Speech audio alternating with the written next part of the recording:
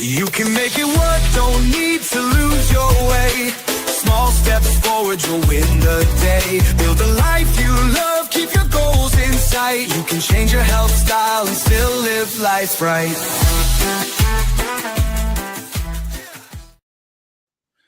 Welcome to the Ashley Bishop Show. I have to say, I'm very pleased to say in the virtual studio, we have Ashley Bishop, who is here to talk about all things to do with fits. No, not having fits, the Fit 5 system.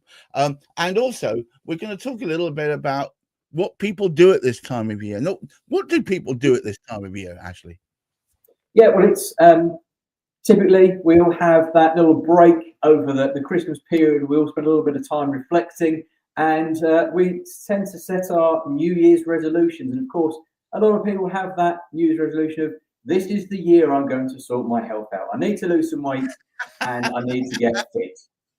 Yeah, and the trouble with doing that, of course, is you're putting a line in the sand. Of course, I'm going to achieve this time. And then, would you believe it? You speak to them 6 months later. So how did you get on? Oh, I went drinking. I forgot all about it. That's it. Well, what do? Right? We stuff ourselves senseless of Christmas turkey and Christmas cake and Christmas pudding. We then go mad between Christmas and New Year's trying to get rid of it all out the house. You know, so we eat to excess just to get it out the house and done. And then, of course, the 1st of January comes, like, right, we're off.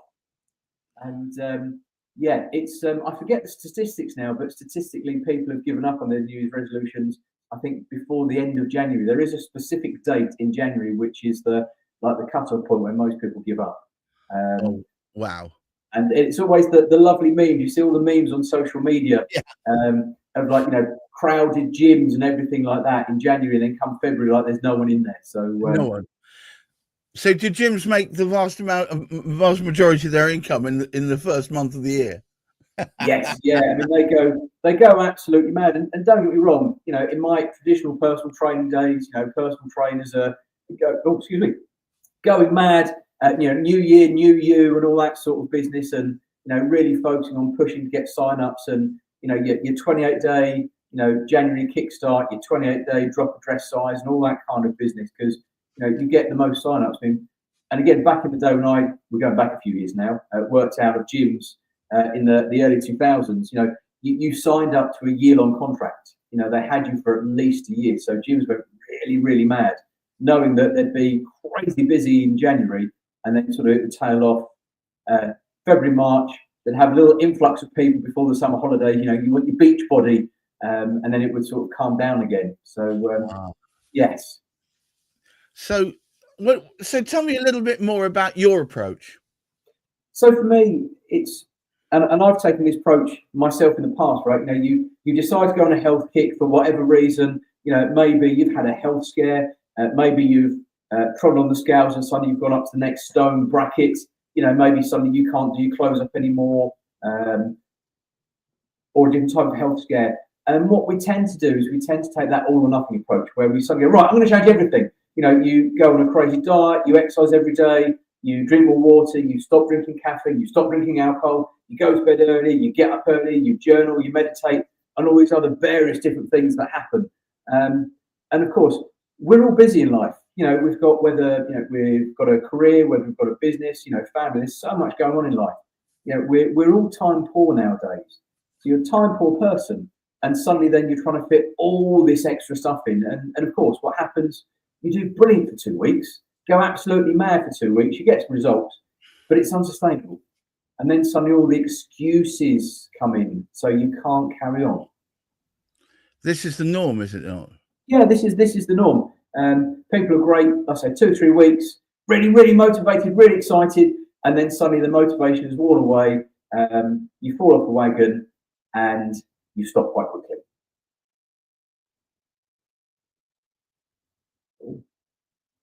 Lost Gareth there. Sorry, could you talk to me more about the Fit 5 system? So there we go. You're back. I lost you for a moment. No, I'm having video problems. I apologise for that, but it's no matter. This is a focus on why the Fit 5 system is so useful. Thank you. Yes. So the joys of modern technology. Hey. So for me, the Fit 5 has been sort of born out of my 20 plus years in the health and fitness world. where for me, it's looking at what are the key areas we need to focus on. What should we focus on to get the best return on our time investment? Because we all want to get a result in the minimum effective dose, as it were. So for me, the Fit 5 are mindset, exercise, nutrition, hydration, and sleep. So these are like the 5 pillars that we need to work on.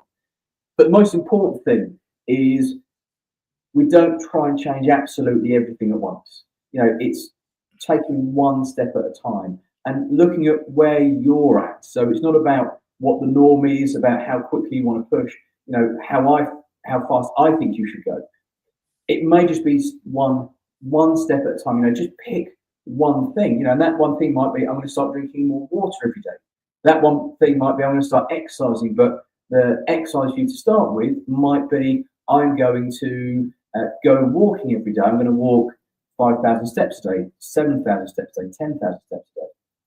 So for me, it's about layering up. Instead of trying to go all in and change absolutely everything at once, it's about, you've got a new background, but you've gone somewhere different. It's somebody's front room. Apologies for that. Front room. It's not my front room. I'm back again. Yes. There we go. So it's about kind of setting those expectations and looking at your lifestyle. What can you achieve right now? If changing everything right now is going to be really overwhelming and unsustainable, don't do it. Let's say just pick maybe one thing, maybe 2 things. Start with that. Start getting some traction and some momentum there. Get some results, and then go right. Now I've got that momentum. Let's add the next thing. So what's important here is you're advocating doing it bit by bit, and then almost getting the energy from seeing some results to propel you to the next part. That's it. The hardest part of change is building that initial momentum. Is getting going. Most people say they try and sort of wallop their foot down the accelerator and go from 0 to 100 miles an hour straight away. And of course, very quickly it goes wrong. So it's all about build that initial momentum and get that. I talk about imperfect, consistent action. It's build that imperfect, consistent action. So if it's drinking more water, there may be some days you drink 2 liters, and there may be some days you drink 1 liter, maybe some days it's 1.5. But you're actually doing the thing. And when you track it, for example, where you're a bit old-fashioned, you kind of have a little calendar on the wall and you sort of tick, tick, tick. That's great, because after you go, wow, I've done the thing. Wow, for the past week, I've actually taken action. And you go, that didn't feel too bad. That didn't take up too much time. What's next? So it's taking a different approach, which is much more realistic, in line with a busy lifestyle. If I can tell you from my own experience, what has been the most irritating part of a fitness journey is that a lot of it is repetitive with no end in sight. It never feels like you're actually achieving any specific goal. You're getting, and then suddenly you turn around and you think, oh, I am a bit thinner. Oh, look, my face does look a bit more pinched. Oh, look, I am a bit more sprightly in my step. But while you're on the journey, it can often feel like there's no end in sight. It's like you're running down the tunnel towards the light, and the light doesn't really appear to be getting any closer until it is. That's it. And it comes down to managing expectations. We all think we're going to get these phenomenal results very, very quickly. And you can, right? I've done it in my past life as a traditional PT. You put together a 28-day challenge. I remember I did a 28-day drop of exercise challenge, which is specifically at the time for women, but now obviously we can't be picky here, can we? But it was mad. It was very extreme. It was do this. There's no room for it. So the people who went through it dropped to exercise in 28 days. Was it sustainable? No. So they're like, wow, these results are great. I'm really happy, but I can't keep up. I can't keep this up. So of course they then stop. They'd regress, they put the dress size back on, and they're just sort of stuck in that vicious loop. So part of it is actually looking at everything. So I always say I get my clients to like a weekly review, which isn't just, what do the scales say, what's tape measurements say? It's what do your energy levels feel like? What does your fitness look like? How calm do you feel? So we're kind of looking at more of that holistic approach because, to start with, when you go slower, which is more sustainable, the results can take a little bit longer. So we have to have that balance of, well, look at the other benefits. So, you start to feel more energized. You're not getting that sort of 1 or 2 o'clock. Because it normally takes most people 6 to 8 weeks to start seeing. Other people will notice the change in you first before you see it yourself, because we're all so self-critical. So everyone else will see it first, and we're kind of the last to see it. But also our personal, I think everyone suffers, well, not everyone, but a lot of people suffer with a slight bit of body dysmorphia, in the sense that we perceive, once we've reconciled the fact that we're overweight, or that our BMI is too high, or whatever the thing we're going to use to measure it is, once we've reconciled with that, then we forever see ourselves as that size. And no matter how much work nothing's changed. I'm not suddenly miraculously some beauty queen. It's that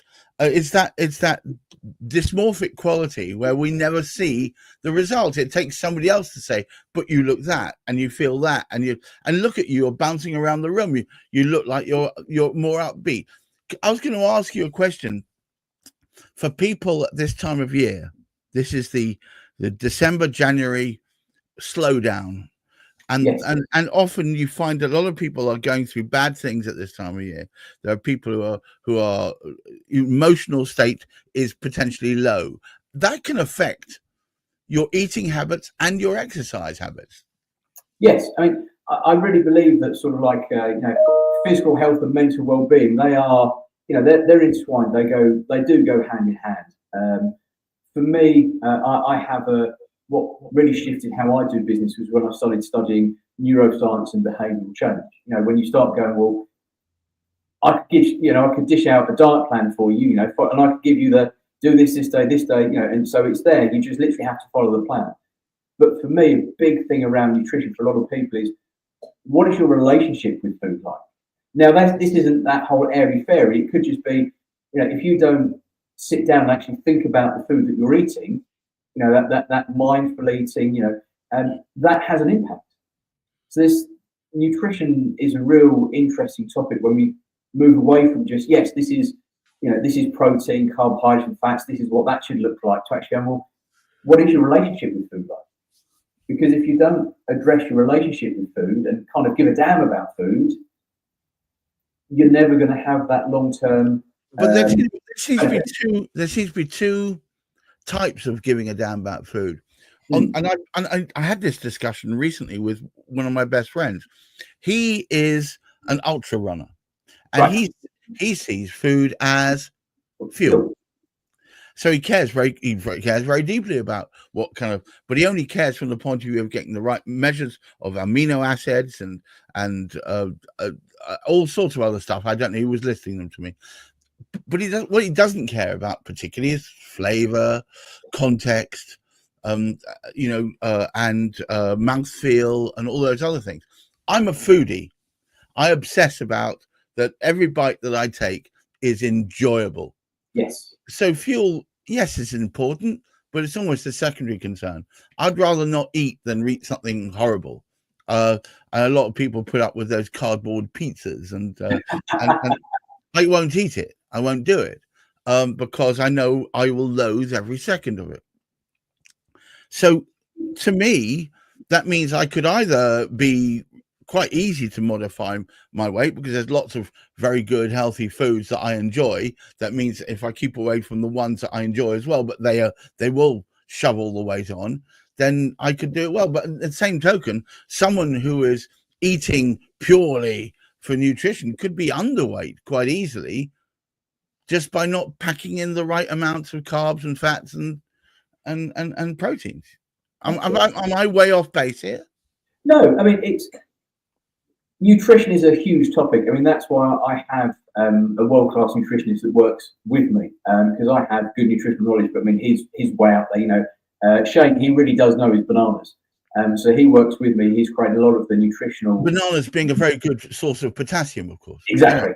Yeah. He's sort of created all the nutritional modules within the Fit5 system. People talk about what's the best diet for this, the best diet for that. Obviously now with social media, it's getting worse and worse. We have all these influencers banging on in around about, I mean, the latest one at the moment is, of course, the carnivore diet. That's I think that's really come about because these people that are so anti-veganism have wanted something to kind of ram down the vegan's throat. So what better to ram down their throat than a massive steak, eggs, and anything else you can imagine. I have to say that does appeal. Look, we can talk about, you know, this. I know we're going to do some more of these in the future, but Absolutely. From a nutritional standpoint, you know, there is no right or wrong answer. There's your answer, and it's finding what works best for you. You know, that could be high carb, it could be low carb, it could be high protein, it could be high fat, it could be low fat. It could be using, I'm quite a fan, and something I look at my clients is intermittent fasting for various reasons. There's no right or wrong answer. There really is going, right, what's going to work for you? You know, and if you were to look at something, and there's a friend of mine who, you know, regularly says to me, "Oh, I only lose weight when I go keto," which is again kind of in the same sphere as carnivore, but not quite as extremist. But that's where you're removing wheat and grains and things like that. But it's that whole mindset of, "Oh, well, I only lose weight when I'm doing this." But can you do that forever? You know, could you sustain that for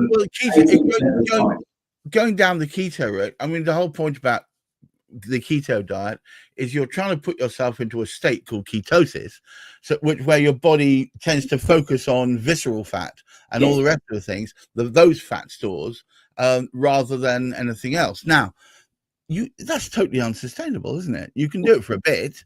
Well, look, here's the thing. If you said to me, "Ashley, you can never have a pizza again," the first thing I'm going to do is go to, there's a pizzeria in the next town along that does a 20-inch pizza. I'm ordering that, and that's what I'm having.